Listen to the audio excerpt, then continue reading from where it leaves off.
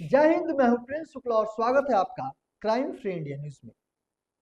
पलामू से खबर मैं आपको बता दूं कि जहां सांसद खेल महोत्सव 2025 को लेकर पलामू सांसद विष्णुदयाल राम ने प्रेस कॉन्फ्रेंस कर विस्तृत जानकारी दी। यानी विस्तार से बताया कि उन्होंने बताया कि देश के यशस्वी प्रधानमंत्री आदरणीय नरेंद्र मोदी जी की प्रेरणा से पूरे देश में सांसद खेल महोत्सव 2025 का आयोजन किया जा रहा है और इसी क्रम में पलामू संसदीय क्षेत्र के पलामू और गढ़वा जिले से यह आयोजन सफलतापूर्वक संपन्न हो रहा है।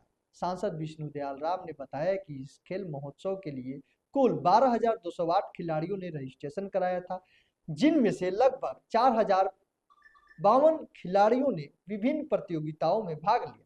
सांसद खेल महोत्सव की शुरुआत 2 नवंबर 2025 को मेदिनीनगर के शिवाजी मैदान से पुलिस स्टेडियम तक आयोजित हाफ मैराथन के साथ की गई थी।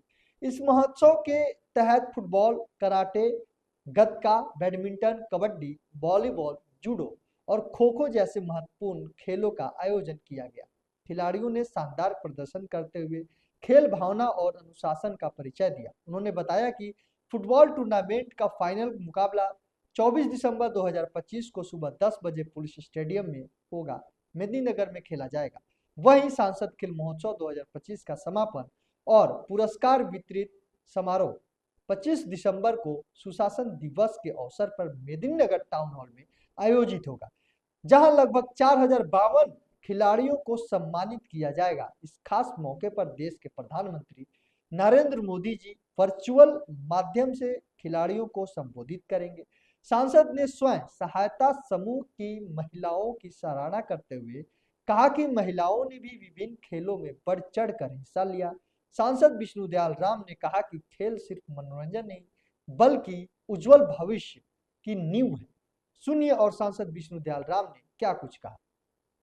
सांसद खेल महोत्सव 2025 का समापन 25 नवंबर को सुशासन दिवस के अवसर पर होगा और टाउन हॉल में सभी प्रतिभागियों को बुलाया गया है, जिन्होंने इस सांसद खेल महोत्सव के अंतर्गत विभिन्न खेलों में भाग लिया है। ऐसे प्रतिभागियों की संख्या 4,052 है। कुल प्रतिभागियों ने जिन्होंने रजिस्ट्रेशन कराया था उनकी संख्या 12,208 है।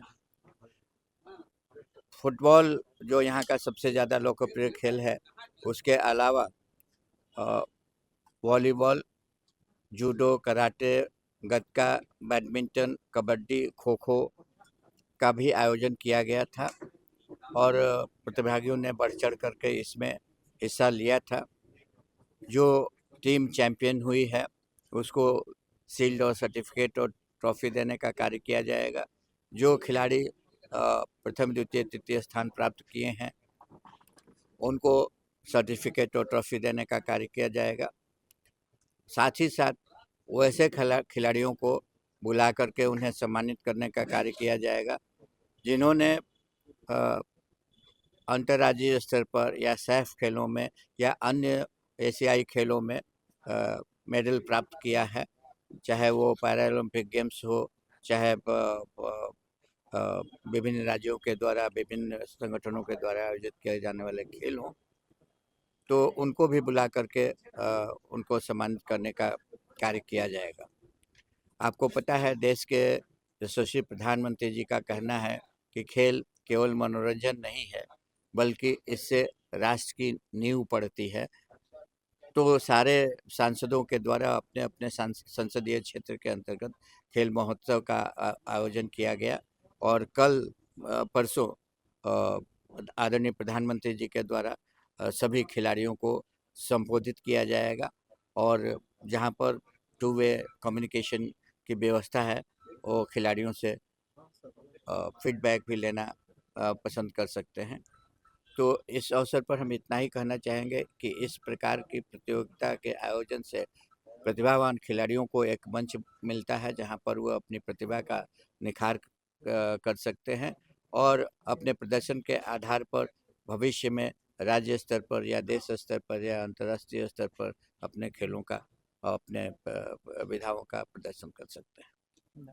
अटल बिहारी वाजपेयी जी की जयंती को दे दीजिए। हम सब सुशासन दिवस के रूप में मना रहे हैं। भारत सरकार भी घोषणा की है और उस दिन हम सब प्रधानमंत्री जी के संबोधन को सुनेंगे और साथ ही कई कार्यक्रम हम लोग कर रहे हैं जो जिला स्तर से लेकर बूथ स्तर तक, मंडल स्तर तक हम लोग करेंगे।